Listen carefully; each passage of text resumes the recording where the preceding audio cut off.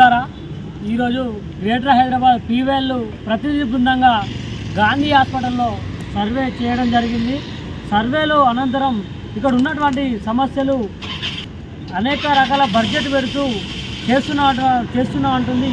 కానీ ఇక్కడ మాత్రం గాంధీ హాస్పిటల్లో మా సర్వేలో తేలింది ఏంటంటే కనీసం బెడ్ల సౌకర్యం లేకుండా, ఇక్కడ పూర్తి స్థాయిలో మందులు లేకుండా, మరి హాస్పిటల్లో ఉన్నటువంటి సిబ్బంది కొరతను తీస్తూ ఉంది. కాబట్టి ఈ హాస్పిటల్లో ఉన్నటువంటి పలు సమస్యలపైన మేము ఈరోజు చర్చించి సూపరింటెండెంట్ గారిని కలవడం జరిగింది. సూపరింటెండెంట్ గారు కూడా మరి ఈ విషయాలను దృష్టికి వచ్చినాయి కాబట్టి మేము కూడా చర్చించమన్నారు. కానీ మేము చెప్తుంది ఒకటే, హైదరాబాద్ నగర వ్యాప్తంగా ఉన్నటువంటి ప్రతి హాస్పిటల్లో మా పీవీఎల్ బృందంగా మేము సర్వే చేశాము. ముఖ్యంగా రాష్ట్ర వ్యాప్తంగా ఉన్నటువంటి అన్ని జిల్లా కేంద్రాలకు ఒకటే మన గాంధీ హాస్పిటల్.